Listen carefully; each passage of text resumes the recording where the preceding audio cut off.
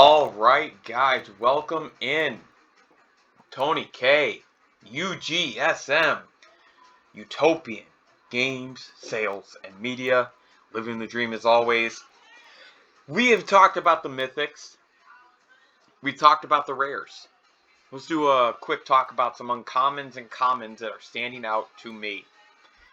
Now, this video is going to be about the Kamigawa Neon Dynasty spoilers, and like I said, commons and uncommons. I'm not going to scroll through and look at every single one of them. What I will tell you is that overall, the commons and uncommons are good in this set. I'm going to start with perhaps what I'm most excited about. We're getting another cycle of shrines. That'll be the third cycle. And what I'll tell you guys is that each cycle has its strengths and its weaknesses. This one's no different. I always feel like they do a very good job mixing these up and doing a good job of giving us a variety of what each color in the shrine should be strong at. For example, white, shared purpose. You get to create some tokens. Blue, lost wisdom. We're going to grind. Black, hidden cruelty. We're going to destroy. Green, boundless vigor. We're going to pump. And red, ancient wars. We're going to do some direct damage. Pretty straightforward, right? These are different in the sense that these are all end step focused. There are some that are beginning your turn, some that are end of your turn, some of them are static abilities. Just kind of something cool. Expect to see a Sisei. Is it Sisei Weatherlight Captain, the 5-color commander? She's gonna be doing some work. But enough about that. Let's talk about the commons and uncommons in this set. You see I've got them across the screen at the top here, so we have enough to talk about. Let's get into it. First up, Boon of Bosiju, or Basaiju, whatever. This card, I had to read it a few times. So, it is a green instant. It is uncommon. It is 2 mana value, 1 colorless, 1 green. Target creature gets +X/+X until end of turn, where X is the greatest mana value among permanents you control. Untap it. So it doesn't remove it from combat, if I'm not mistaken. But even if it does, there's ways to abuse that. There's ways to use it. Guys, if you have something out that costed 5, 6, 7 mana to cast, it's gonna pump out for this card. I think that's pretty awesome. I think that's actually insanely awesome. So, the Boon, what we're going to call is Boons Farm. Not bad. Up next, Generous Visitor. So another green card, uncommon. This is a creature, it's a spirit. But this one says whenever you cast an enchantment spell, put a +1/+1 counter on target creature. So, read that one again. For 1 green mana, you get a 1/1 spirit that whenever you cast an enchantment, put a +1/+1 counter on target creature. It could be this creature, it could be a different creature. There's the green and black EDH commander Skullbearer, the Walking Grave. This just feels like it was made to be put with that card. 25 cents, 26 cents. So Plague Bearer was pretty cool. So was Ravenous Chupacabra. Let me give you Gravelighter. So Gravelighter is a 3 mana value, 2/2 flying black spirit that reads, when it enters a battlefield, draw a card if a creature died this turn. Otherwise, each player sacrifices a creature. I think this is a very good card. In limited play, I expect this to see quite a bit of use, and places where Plague Bearer or Ravenous Chupacabra have been in formats, I expect this to get a look as well. Right under that 50-cent mark, I think it's going to be one of the better uncommon creatures. Hiko Yamazaki, the General. So, what can I say about this card? At 4 mana value, you get a 3/3 legendary creature, human samurai with trample. And it reads, Whenever a samurai or warrior you control attacks alone, you may cast target artifact card from your graveyard this turn.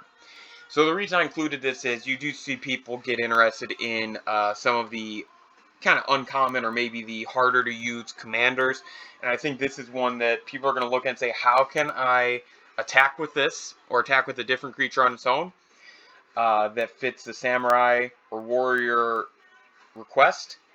And how do I abuse this? Now remember, there are some other cards that when an ability of an attacking creature that you control or attacking a permanent triggers, whatever you guys know what I'm trying to say, triggers a second time.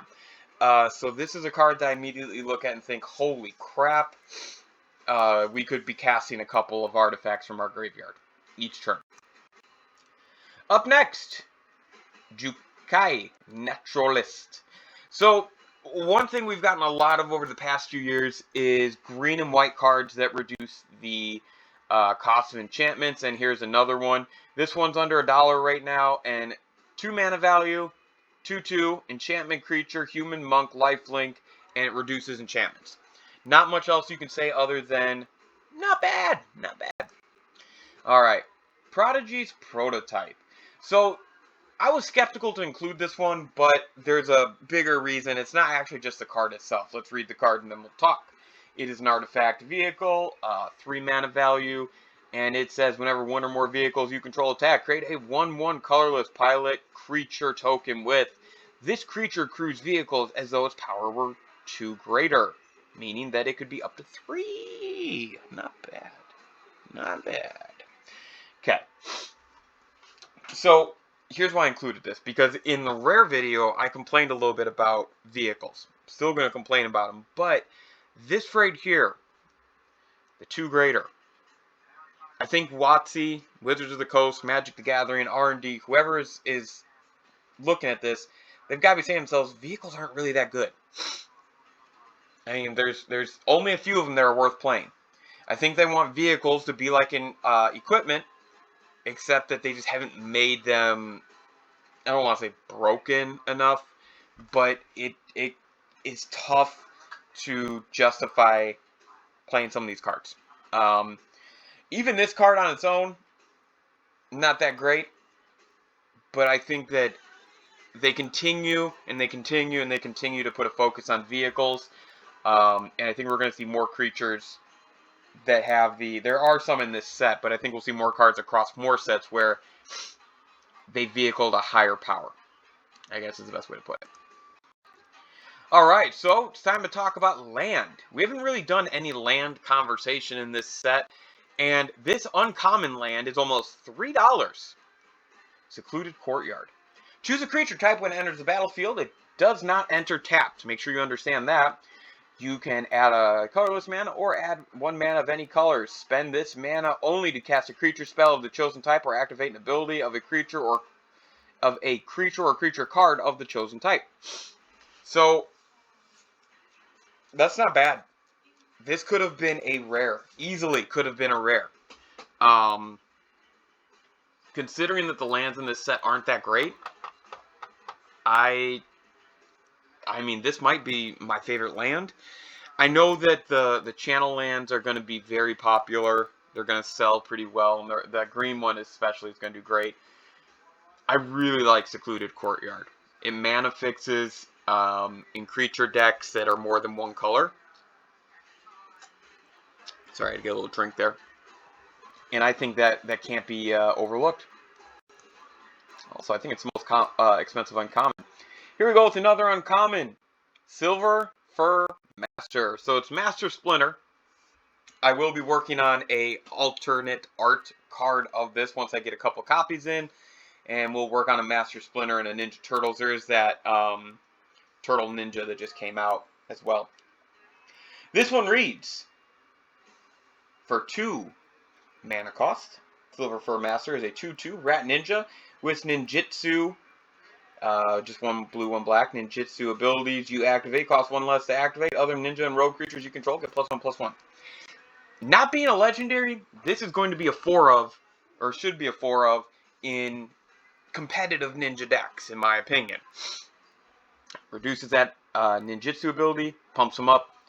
Y'all wanted a lord, Here's your first Lord. This is the first actual Ninja Lord, or at least one first one I can think of off the top of my head. And I really hate the fact that there are other ninjas in this set printed outside of blue and black, because in EDH they're almost not usable in a ninja theme. But this, I absolutely have no complaints. About $1.50 looks like is where we're trending these days. I think this might be the best version of this card they could have printed. I don't have any complaints. If they would have made it 2 less to activate, I would have said it had to be a legendary creature. I think this is really, really good. Really good. I'm happy